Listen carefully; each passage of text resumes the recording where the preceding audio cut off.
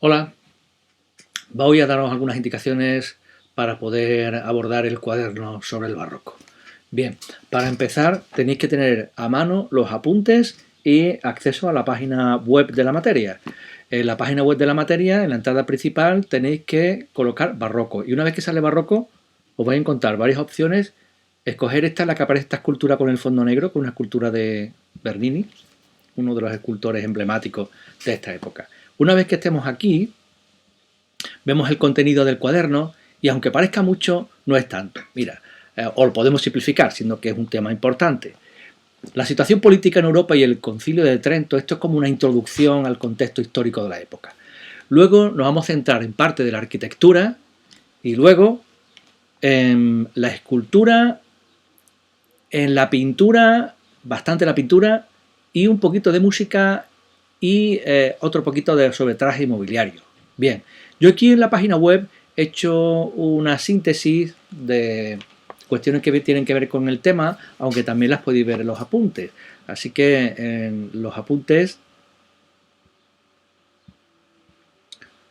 los tengo aquí subrayados. Aquí al principio pues subrayado las cuestiones más importantes que tienen que ver con la crisis política que existe en Europa entonces.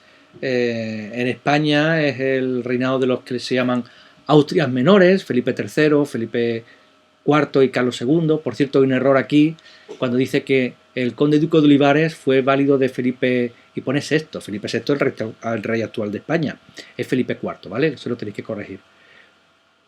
Bien, estoy hablando ahí de que España pierde parte de sus posesiones en Europa, de que todavía entonces hay una expulsión de los moriscos a principios del siglo XVII, de que hay una independencia de Portugal que perteneció durante un tiempo a la corona española, que hay un hecho bastante emblemático de la época que es la guerra de los, bastante relevante, la guerra de los 30 años, en la que está muy involucrada España y que acaba con la paz de Westfalia, que digamos que instaura la hegemonía de Francia en Europa a partir de entonces, coincide con el reinado de los Borbones y bueno, y Holanda también se separa de España. Bien, Carlos II, que hemos visto aquí que fue el tercero de las Austrias menores, muere sin descendencia y entonces hay una guerra de sucesión aquí en España que acaba con la paz de Utrecht y se instaura, mejor dicho, la dinastía de los Borbones en España. Estamos hablando ya del siglo XVIII.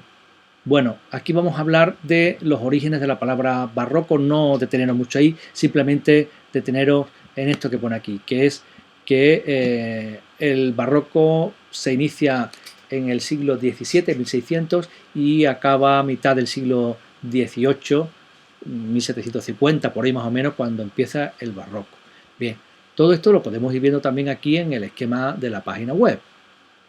Y lo otro es el Concilio de Trento.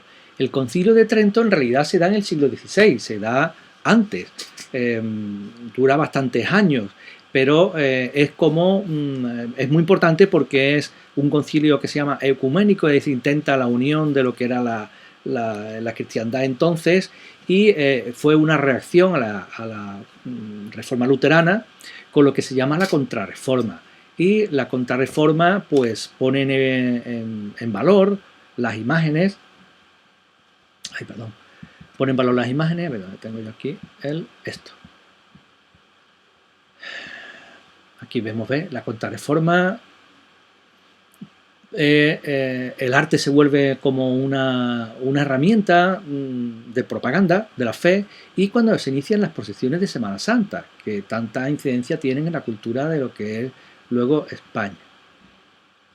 Bien. Aquí aquí dentro de lo que es la página web, pues digamos que profundiza un poquito más de lo que fue el Concilio de Trento, de forma también bastante esquemática, ¿no? Bien, pues eso en lo que respecta a introducción del barroco. Luego ya nos vamos a meter en la arquitectura. En la arquitectura, en los apuntes, os vais a encontrar con una tabla en la que podéis destacar bastantes cosas de los que hay aquí. Bueno, aquí viene hablando de la importancia del movimiento, algunas cuestiones que tienen que ver con la apariencia de la arquitectura, pero aquí es donde hay elementos decorativos que son muy importantes dentro del barroco. Viene aquí el estípite, que es como una especie de pirámide invertida que se emplea mucho en la fachada. Las columnas salomónicas, esas columnas retorcidas que vamos a ver sobre todo en lo que fue la arquitectura emblemática de Bernini, el baldaquino de la Basílica de San Pedro. Hay otros recursos decorativos como frontones curvos y partidos, vanos ovalados, vanos son huecos, ventanas ovaladas y motivos vegetales. Grandes volutas en las fachadas, que son esas decoraciones curvas que hay a los lados de lo que sería el frontón en las fachadas de las iglesias. El trampantojo es una fórmula para que mediante la pintura se dé un aspecto de perspectiva o de que hay allí algo más de lo que en realidad existe. Bueno, pues en Italia destacan Bernini, que fue también, bueno, pues aparte de arquitecto fue escultor, Borromini. Bien, en España vamos a tener la Catedral de Murcia como emblema. La fachada de la Catedral de Santiago es también barroca. Bien, y digamos que aparte de lo que hay aquí, eso es lo que debemos de recoger en el cuaderno. Bien, otra cuestión que me gustaría que recogierais en el cuaderno es lo de el churrigueresco, el estilo churrigueresco, que es un estilo muy recargado que, bueno, que tiene trascendencia porque además España lo exporta a Italia, a Sudamérica, y hay muchas edificaciones americanas que tienen efectivamente ese estilo churrigueresco. Aquí en España, pues un ejemplo muy a la mano sería lo que es la fachada del Palacio de San Telmo de Sevilla. Os va a sonar porque es un sitio muy de paso, probablemente está al lado de los Jardines del Cristina. Aquí lo tenemos. Actualmente es la sede de la Junta de Andalucía y fijaros el aspecto que tiene esta entrada, tan recargado, tan distinto a lo que era el clasicismo.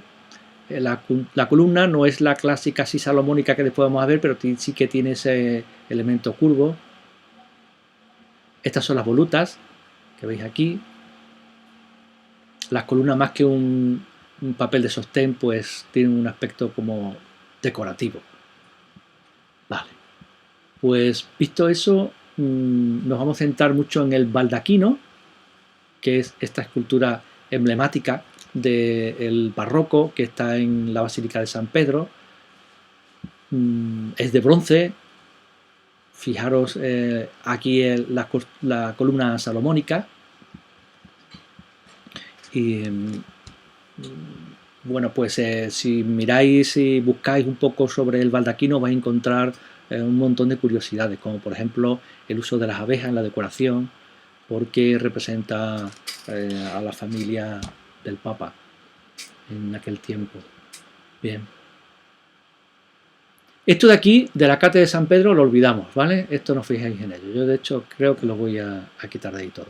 La Catedral de Murcia sí que hay que fijarse, porque además es emblemática y es todo un ejemplo con este frontón partido, fachada curva, columnas muy grandes y más bien decorativas que otra cosa, y todo este aspecto que tiene lo que es el barroco en la fachada de las iglesias, ¿vale?